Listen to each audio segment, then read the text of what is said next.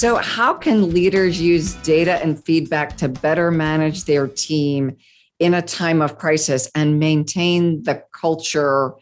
You talked about it being the culture and the ethos rather than the culture and the walls.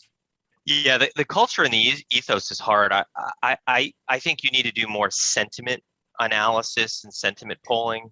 We're not using it as heavily as we did in the heart of the pandemic, but we were having now we have monthly PITV. We used to have weekly PITV, which was it was really just a town hall. We let people ask any question they wanted, and we did a lot of quick sentiment polling during those periods of time because we wanted to make sure that we were understanding how they were feeling.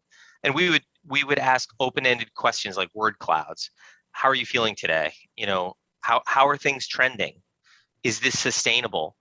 To really get a sense of where your people are and how things are changing. Are you asking tough questions that maybe you don't even, are you still feeling connected to the mission of the company?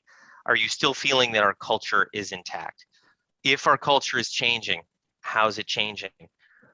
And if you're going to ask, you have to be willing to also solve.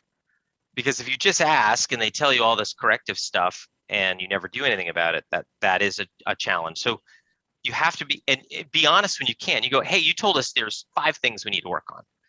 We're going to be able to approach these 2 in a timely fashion, but we want you to know we heard all 5.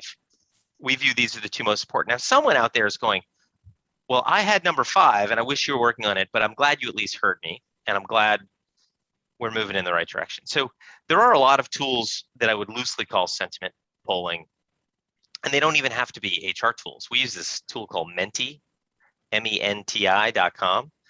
It's great. But during all of our meetings, people have their phones out and they're answering poll questions with their phones, and it's populating live. And you're just like, that's brilliant. And it costs us basically nothing to have tools like that.